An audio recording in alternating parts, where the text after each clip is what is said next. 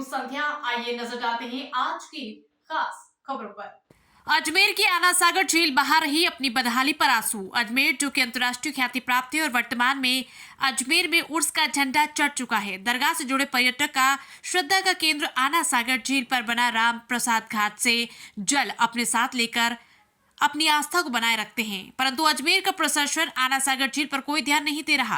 अजमेर के आना सागर झील जलकुंभी ने पूरी झील में अपने पैर पसार दिए, साथ ही गंदगी का भी ढेर लगा है। पूर्व में अजमेर कलेक्टर भारती दीक्षित के अजमेर ज्वाइन करने के पश्चात उनके द्वारा झील के ठेकेदार को आदेश दिया गया था कि 3 दिवस के भीतर जलकुंभी पूरी झील से सफाई हो जाए। शुरुआत में सफाई की गई, परंतु वर्तमान झील की हालत जस की तस है। अब न प्रशासन, न नगर निगम, न जिम्मेदार कोई भी अधिकारी इसकी ओर ध्यान दे रहा है। अजमेर के जागरूक भाजपा चुनाव आयोग बाग के संभाग प्रभारी एडवोकेट राजीव बगरू ने प्रशासन से मांग की है कि जल्द से जल्द झील को दुरुस्त करना चाहिए, क्योंकि वर्तमान में उर्स का मेला चल रहा है। इस कारण पूरे देश भर में नहीं अपितु विदेश से भी मेहमान अजमेर उर्स में आते हैं, वो झील को देखते हैं। झील की आज वर्तमान हालत से कहीं ना कहीं पूरे देश भर में अजमेर का नाम खराब हो रहा है, इसलिए इसको जल्द से जल्द दुरुस्त करना चाहिए व जिम्मेदार अधिकारी के खिलाफ कार्रवाई करनी चाहिए और जिस भी ठेकेदार को ठेका दे रखा है उसको तुरंत प्रभाव से निरस्त करना चाहिए। देखिए, अजमेर अंतर्राष्ट्रीय ख्याति प्राप्त है और यहाँ पर आना सागर की जो झील है कहीं ना कहीं सौंदर्यकरण को लेकर बहुत एक अपना अलग ही पहचान है।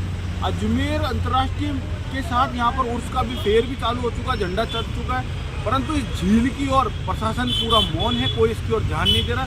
चारों तरफ जलकुंभी ने अपना पैर पसार लिए और प्रशासन जो पूर्व में जैसे ही कलेक्टर साहब अजमेर जब आए थे और उन्होंने आते ही ठेकेदार को जिस प्रकार आदेश दी थी कि जो जलकुंभी ये तुरंत प्रभाव से हट जानी चाहिए, शुरुआत में जो था वो तो शायद हटने का थोड़ा सा प्रयास हो, उसके बाद अब शायद कलेक्टर साहब भी अजमेर में आकर अजमेर की भाषा में रम गए और अब जाकर इसकी ओर ध्यान नहीं दे रहे। तो मेरा तो कलेक्टर से तो तमाम प्रशासन, नगर निगम और सबकी और यही है कि इसकी ओर ध्यान देना चाहिए, क्योंकि जब बाहर से जो पर्यटन जो आता है वो आकर आना सागर झील को देखता है और झील को देखने के बाद जब ये दशा देखता है तो उसका कहीं ना कहीं अजमेर ही नहीं अपितु पूरे जो हिंदुस्तान का है वो नाम खराब होता है। दूसरी ओर आप देखिएगा अजमेर को स्मार्ट सिटी भी बना दिया गया, स्मार्ट सिटी बनाने के बाद भी झील के सौंदर्यकरण की ओर कोई भी ध्यान नहीं दे रहा। तो मेरा यही मांग है कि चारों तरफ इसको स्वच्छ भी करना चाहिए और जो जलकुंभी जो पैर पसार इसको रोकना चाहिए, ताकि जो बाहर से आ रहे अभी पक्षी जो थे वो भी कहीं ना कहीं उसमें जो है वो लंबे समय तक रहे और जो आना सागर है वो कहीं ना कहीं सौंदर्यकरण की ओर आगे बढ़े। आपका नाम? राजीव भारद्वाज बगरू, संभाग प्रभारी